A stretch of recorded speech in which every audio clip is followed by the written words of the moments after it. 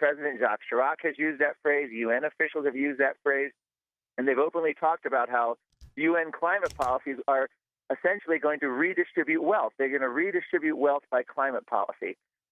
It's unbelievable. And it doesn't stop with the United Nations. I just came back from West Virginia, the capital, in Charleston, testifying against these Common Core science standards, and we lost. The West Virginia School Board tried to just allow the fact that there's natural variability, that scientists dissent, that climate models have failed, and the Common Core education establishment came out in force and intimidated and bullied the West Virginia Board of Education, so they had to overturn the slight skeptical changes, which were 100% accurate scientifically, because the Common Core science curriculum teaches kids from kindergarten through high school there is no debate and no dissent allowed on global warming.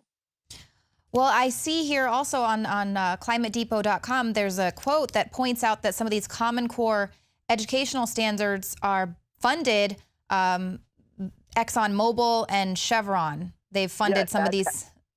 Here's the irony of this. At this hearing, they were saying all skeptics were funded by ExxonMobil and the evil fossil fuel companies, which isn't true. That in fact, the fossil fuel companies, the natural gas industry, gave more to the Sierra Club a few years back than the combined budgets of like the top 3 or 5 global warming skeptic organizations that ever received in the history of the organizations from fossil fuels. So it's just silly nonsense when they say that.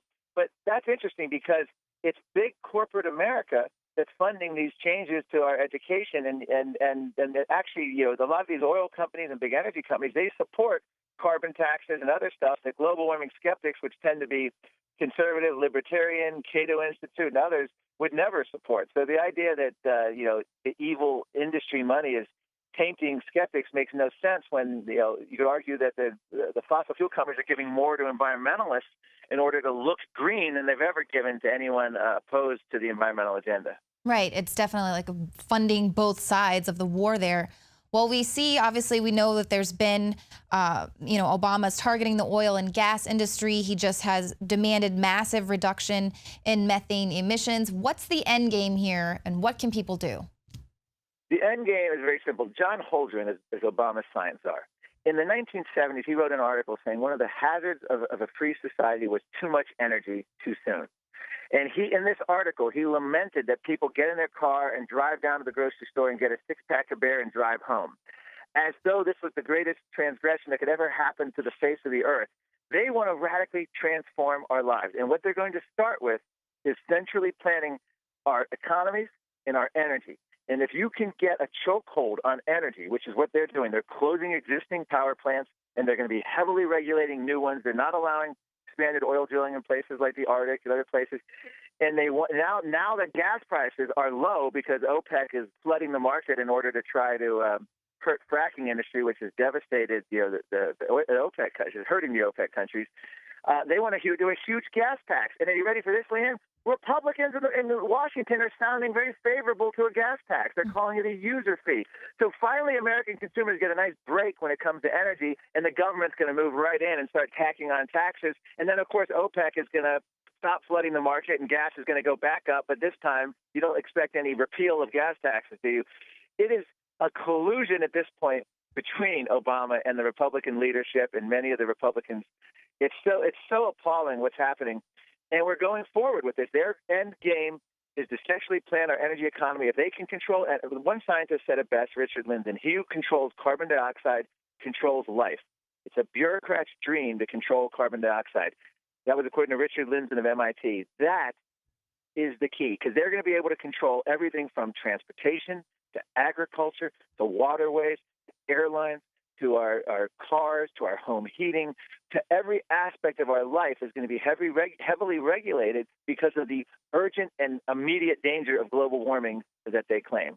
Right. And then when people do try to get off the grid or be self-sustainable, then they start figuring out how to tax those people and applying user fees. Oh, well, you're driving in your electric car and it's not getting enough income, so now we're going to tax you for the miles that you drive. And I mean, is there anything that we can do? It seems like everything we try to do to be good, good little citizens, I mean, it seems futile.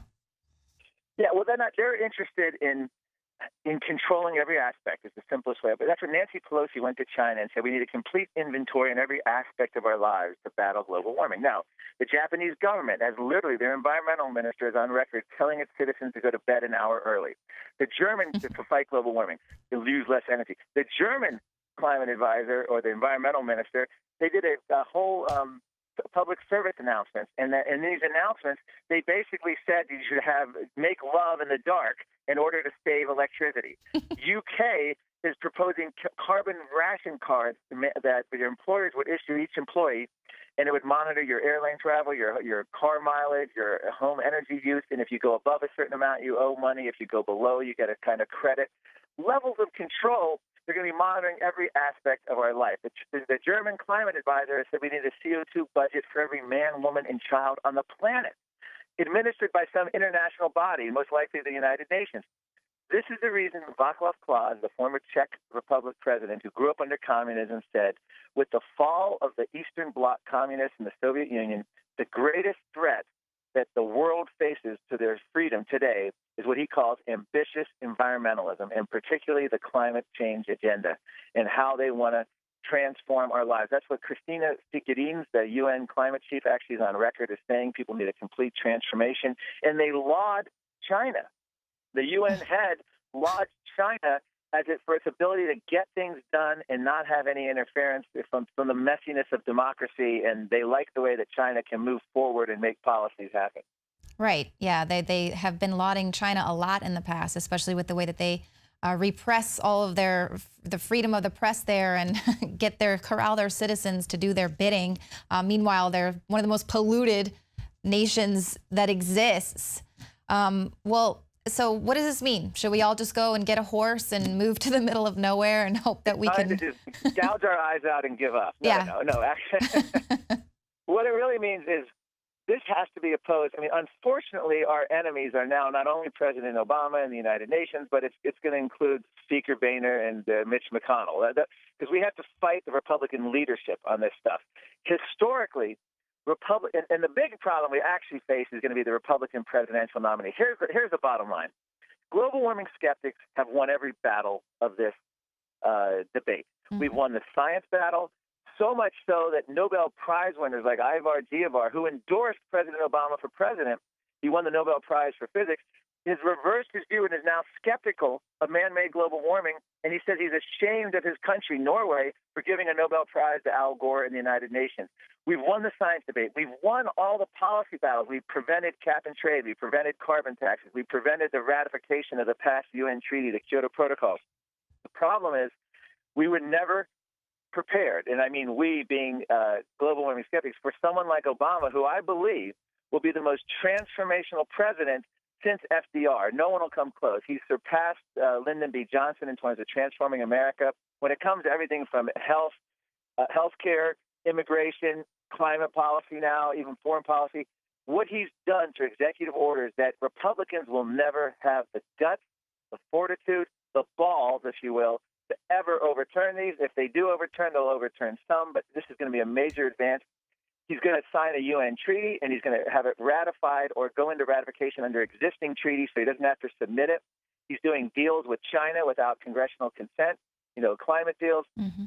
And the only way to stop him, you would need a strong Republican nominee, or at least an opposition party nominee, and I doubt a third party is going to win, in 2016 to stand up and say, I'm going to revoke all of these executive orders. I'm going to withdraw from the United Nations process.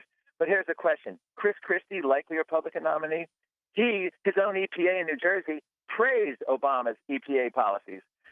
So I doubt it's going to be Chris Christie because he's reversed himself. He used to be a skeptic, and for political expediency, he became a global warming believer and talks about the consensus and everything else. Jeb Bush, I don't trust for a second on this. And the other one is Mitt Romney, who actually had John Holdren advising him and had Gina McCarthy and others that are in Obama's administration when it came to environmental policy. So the three mainstream frontrunners of Republicans are going to be very suspect, if not opposed, to skeptics on this global warming agenda. So we face a huge problem because if the next president is a Democrat or a weak Republican, which is likely to be one of those two, right, the EPA policies will be permanent.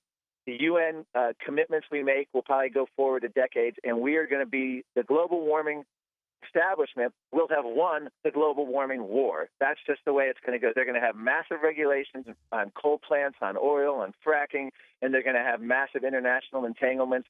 And the next president, being weak Republican or Democrat, will continue them. And that's the likely scenario, unless, somehow we break that logjam. Yeah, if we can just wake the people up to see the reality of this huge push for this agenda, this UN agenda. Well, Mark, thank you so much for joining us today, and we'll stay tuned, climatedepot.com. Be sure to call us back, get back with us if you've got any updates on what's going on. Thank you. Thank you, Leanne. Okay. Well, there it is. Looks like we could be dealing with checkmate unless we do our part to push back against all of this indoctrination and propaganda. And of course, one of the ways that you can do that is becoming a subscriber to the Alex Jones YouTube channel. If you are watching us on YouTube, hit the subscribe button. And then head over to prisonplanet.tv, and you can become a subscriber there, too. We're running a special.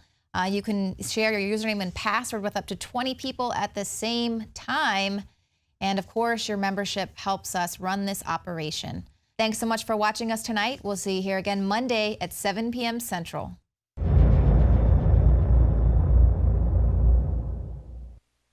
City of Austin tap water versus filtered City of Austin tap water. I can taste dirt in it. God knows what's in this. This has an aftertaste. Tastes like Austin water? Yeah, it does. Ugh. These people just sampled City of Austin tap water straight from the faucet. Next, we had them try a sample of tap water filtered through the ProPure G2.0 filtration system. High quality H2O. That one is better. Tastes like nothing. Yep, I know what good water tastes like. It's good water. Most tap water contains added substances like fluoride, chlorine, Monsanto's deadly pesticide, glyphosate, and many others. Studies prove that these substances are linked to an assortment of major health issues, including tooth decay, lowered IQ, and even cancer. It tastes like you're drinking out of the lake when you're drinking tap water.